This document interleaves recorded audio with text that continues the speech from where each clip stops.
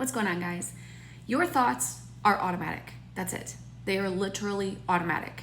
It requires no intelligence whatsoever to have a thought.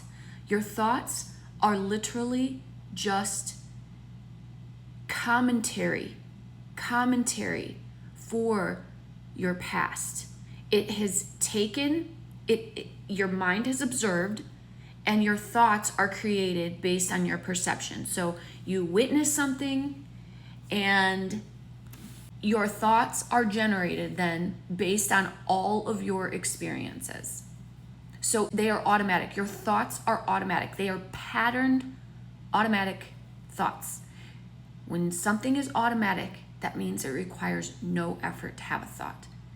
The intelligence aspect of your brain, which I like to talk about, your mindset.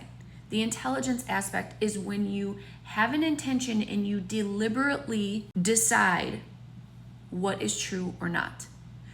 We have been conditioned to just trust our thoughts, but that can be very, very dangerous because our self-concepts are based on our thoughts.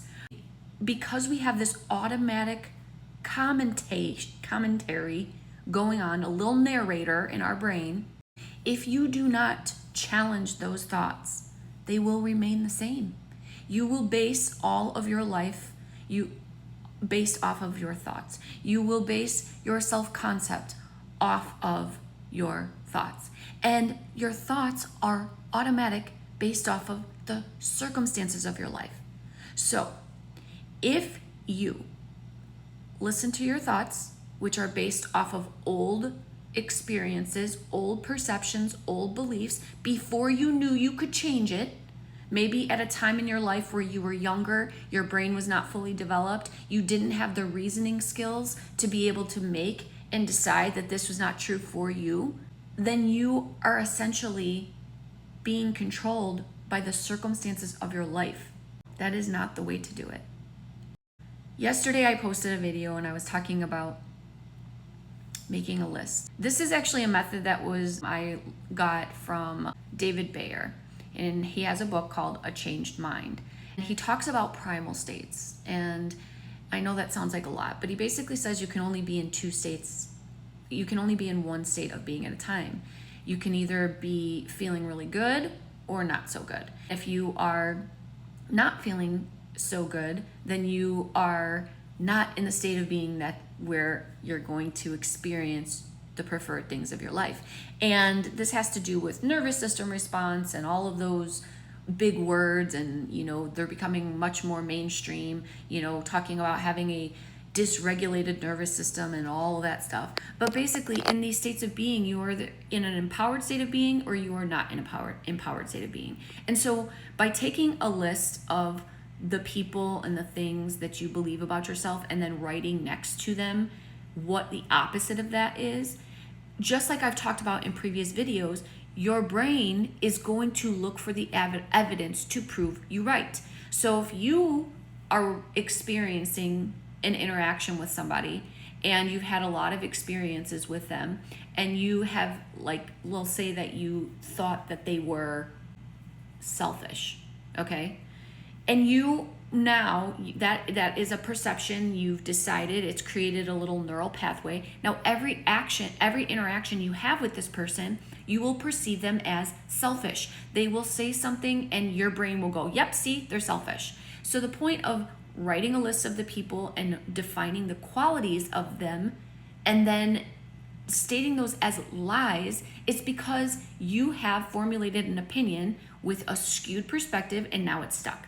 And now your thoughts are going to just replay all of the things that you decided about this person. So when you write the opposite, that this person is very generous, and you allow yourself to believe that when you decide something, it's true now and it's going to unfold, now your brain is going to start to look for the evidence that this person is generous. This does not happen without effort. You cannot keep doing the same things every single day, thinking the exact same thoughts and not expecting things to change. They will not. This requires work. That's why I loved the idea. You talk about your mindset. Mindsets mental reps. You're going to the mental gym. If you want things to change, you have to change. There is no other way around it. However, I do want to make a very clear point. If you've had experiences with somebody in your life that you no longer want in your life, you do not have to do this. This is for people who want to have an improvement in their relationships with the people that they choose to keep company with their job, with their coworkers, with their family members, with their friends, with how they feel about themselves. So none of this applies if you don't want a person in your life. Like if it is what it is, but just don't make the mistake of thinking that that person was to blame for everything.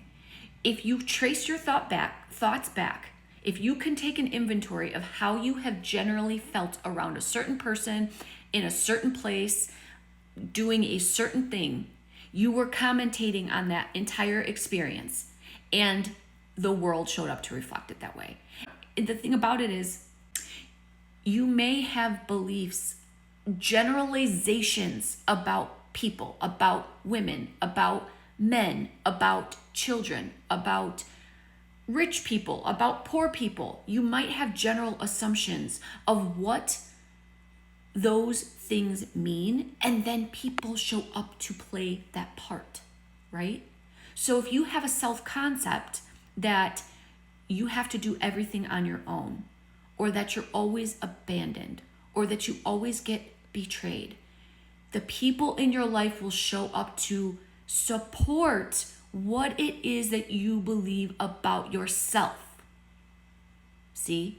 So yes, does that mean that people do you dirty?